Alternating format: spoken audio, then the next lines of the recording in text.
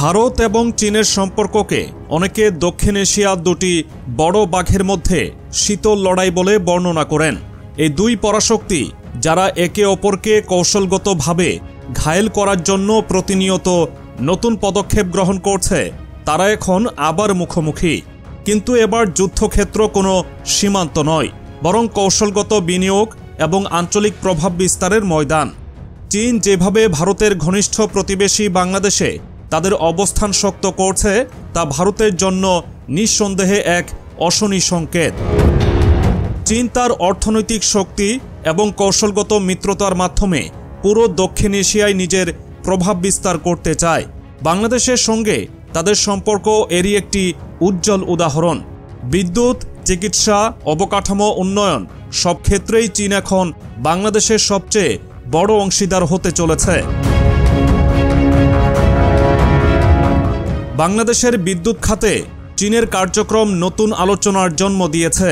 চীন শুধু উন্নত প্রযুক্তি ব্যবহার করে পরিবেশ বান্ধব বিদ্যুৎ উৎপাদনের প্রতিশ্রুতি দিচ্ছে না, বরং তারা এমন এক সমন্বিত কৌশল নিয়ে এসেছে যা শুধু বিদ্যুৎ সরবরাহই করবে না, বাংলাদেশের শিল্প খাতকে নতুন উচ্চতায় নিয়ে যাবে।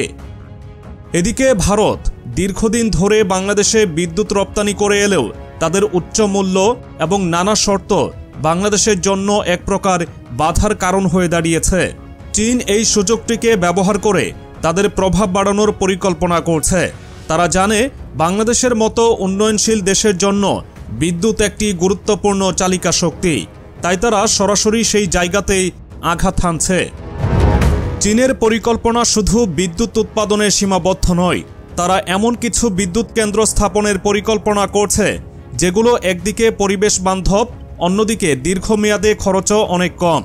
চীনের এই বিনিয়োগ কেবল বাংলাদেশের বিদ্যুৎ চাহিদা পূরণ করবে না, বরং এটি ভারতের জন্য একটি সতর্কবার্তা হয়ে উঠছে। বিদ্যুতের পাশাপাশি চিকিৎসা খাতেও চীন বাংলাদেশের পাশে দাঁড়িয়েছে। বাংলাদেশের সাধারণ মানুষের উন্নত চিকিৎসা পাওয়ার স্বপ্নকে বাস্তবায়ন করতে চীন ঢাকায় একটি অত্যাধুনিক হাসপাতাল নির্মাণের ঘোষণা দিয়েছে।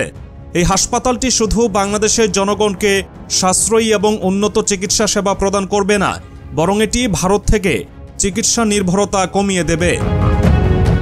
বর্তমানে বহু বাংলাদেশি উন্নত চিকিৎসার জন্য ভারতের বিভিন্ন হাসপাতালে যান।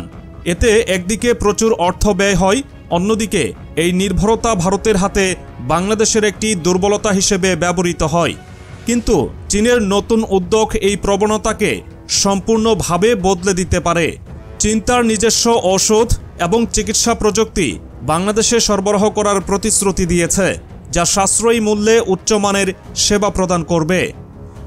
চীনের কুনমিং শহরে চিকিৎসার জন্য বাংলাদেশিদের জন্য বিশেষ সুযোগ তৈরি করার পাশাপাশি তাদের আরেকটি দীর্ঘমেয়াদী লক্ষ্য হল বাংলাদেশের চিকিৎসা খাতে ভারতের প্রভাব পুরোপুরি খর্ব করা। অবকাঠামো খাতে চীনের ভূমিকা নতুন কোনো বিষয় নয়। বাংলাদেশের সড়ক, রেলপথ এবং বন্দরের উন্নয়নে চীনের বিনিয়োগ দিন দিন বাড়ছে।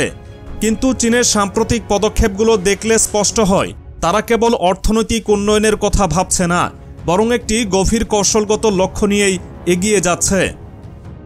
উদাহরণস্বরূপ, চীন এখন বাংলাদেশের একাধিক স্মার্ট সিটি প্রকল্পে বিনিয়োগ করছে। এসব স্মার্ট সিটি শুধু বাংলাদেশের উন্নয়নই নয়, বরং এই অঞ্চলে চীনের দীর্ঘমেয়াদী কৌশলগত উপস্থিতি নিশ্চিত করবে।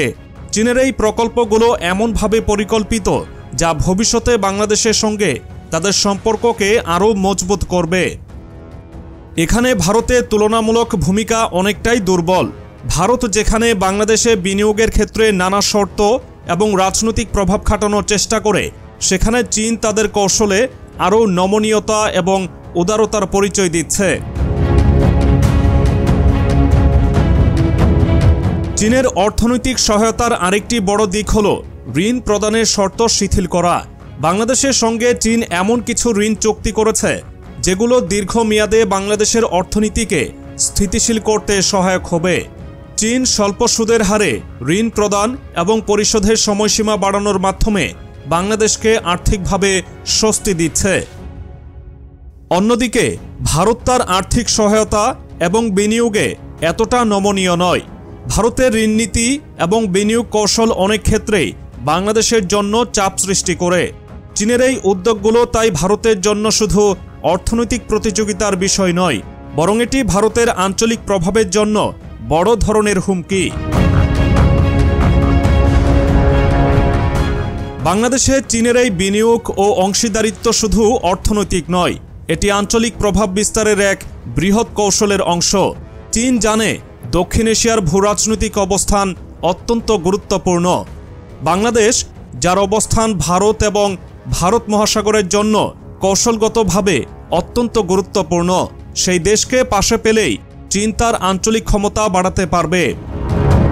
চীন তাদের বেল্ট অ্যান্ড রোড ইনিশিয়েটিভের মাধ্যমে ইতোমধ্যেই দক্ষিণ এশিয়ার বিভিন্ন দেশে বড় ধরনের বিনিয়োগ করেছে, কিন্তু বাংলাদেশের ক্ষেত্রে তাদের এই পদক্ষেপ ভারতের জন্য বিশেষভাবে উদ্বেগের কারণ ভারত ও বাংলাদেশ ভূগোল, ইতিহাস এবং সংস্কৃতিতে জড়িত। তবুও চীনের কার্যক্রমের মাধ্যমে বাংলাদেশের অর্থনৈতিক এবং কৌশলগত মনোযোগ ভারতের চেয়ে চীনের দিকে ঝুঁকে যাচ্ছে। এটি কেবল অর্থনৈতিক সহযোগিতা নয়, এটি আস্থার বিষয়। চীন এমন একটি চিত্র তৈরি করতে চাইছে যে তারা একটি নির্ভরযোগ্য বন্ধু এবং উন্নয়ন সহযোগী, আর এই আস্থা তৈরির জন্য তারা অত্যন্ত সুচিন্তিত পদক্ষেপ গ্রহণ করছে। চীনের আরেকটি বড় পদক্ষেপ হল সামরিক সহযোগিতা। সম্প্রতি বাংলাদেশকে উচ্চমানের সামরিক সরঞ্জাম এবং প্রশিক্ষণ প্রদান করার প্রস্তাব দিয়েছে চীন। এটি এমন একটি পদক্ষেপ যা শুধু বাংলাদেশকে সামরিকভাবে আরও শক্তিশালী করবে না, বরং ভারতের সামরিক কৌশলকে চাপে ফেলবে। ভারত দীর্ঘদিন ধরে বাংলাদেশের সঙ্গে সামরিক সহযোগিতা বাড়ানোর চেষ্টা করে এলেও তাদের প্রস্তাবের শর্তগুলো সবসময় কঠোর ছিল। চীন সেই ফাঁকটি ব্যবহার করছে। তারা শুধু উন্নত সামরিক সরঞ্জাম সরবরাহ করছে না, বরং যৌথ সামরিক মহড়া এবং প্রশিক্ষণের মাধ্যমে দুই দেশের সম্পর্ককে আরও গভীর করছে। এদিকে চীনের এমন পদক্ষেপ ভারতকে রীতিমতো বেকায়দায় ফেলে দিচ্ছে। ভারত জানে বাংলাদেশের মতো প্রতিবেশী দেশ যদি সামরিক সহযোগিতার জন্য চীনের দিকে ঝুঁকে পড়ে, তবে আঞ্চলিক নিরাপত্তার ভারসাম্য পুরোপুরি চীনের পক্ষে চলে যাবে। এবার আসা যাক সাংস্কৃতিক এবং মানবিক সম্পর্কের দিকে। চীন তাদের কৌশলগত প্রভাব বাড়ানোর জন্য বাংলাদেশের তরুণ প্রজন্মের মধ্যেও একটি শক্তিশালী অবস্থান তৈরি করছে। কনফুসিয়াস ইনস্টিটিউট এবং চীনা ভাষা শিক্ষার প্রোগ্রামের মাধ্যমে তারা তরুণদের মধ্যে সাংস্কৃতিক সম্পর্ক গড়ে তুলছে। এছাড়াও চীনের বিভিন্ন বিশ্ববিদ্যালয়ে বাংলাদেশি শিক্ষার্থীদের জন্য স্কলারশিপ প্রোগ্রাম চালু করা হয়েছে। এটি শুধু শিক্ষা সহযোগিতা নয়, বরং তরুণ প্রজন্মের মনোযোগ আকর্ষণ করার একটি অত্যন্ত সফল উদ্যোগ। যদি তারা বাংলাদেশের ভবিষ্যৎ প্রজন্মের সঙ্গে ইতিবাচক সম্পর্ক তৈরি করতে পারে, তবে তাদের প্রভাব দীর্ঘমেয়াদে আরও মজবুত হবে। ভারতের তুলনায় এই পদক্ষেপ অনেক বেশি পরিকল্পিত এবং কার্যকর। ভারত যেখানে রাজনৈতিক এবং অর্থনৈতিক সম্পর্কের উপর জোর দেয়, সেখানে চীন সাংস্কৃতিক এবং মানবিক সম্পর্ককেও সমান গুরুত্ব দিচ্ছে। এখন প্রশ্ন হলো, চীনের এই কার্যক্রম ভারতের জন্য কতটা বিপজ্জনক? ভারতের প্রধানমন্ত্রী নরেন্দ্র মোদীর নেতৃত্বাধীন সরকার চীনের এই কৌশলগত পদক্ষেপের বিরুদ্ধে কি করতে পারে? ভারত যদি চীনের সঙ্গে এই প্রতিযোগিতায় এগিয়ে থাকতে চায়, তবে তাদের বিনিয়োগ কৌশল এবং আঞ্চলিক সম্পর্কের ক্ষেত্রে আরও উদার এবং বাস্তবসম্মত হতে হবে। চীন যেভাবে বাংলাদেশের উন্নয়ন সহযোগী হিসেবে নিজের অবস্থান প্রতিষ্ঠা করছে, ভারতকে ঠিক সেই কৌশলেই পাল্টা পদক্ষেপ নিতে হবে। তবে সত্য হলো, এই প্রতিযোগিতা এখন আর শুধু অর্থনৈতিক বা কৌশলগত নয়, এটি আঞ্চলিক নেতৃত্বের একটি পরীক্ষা।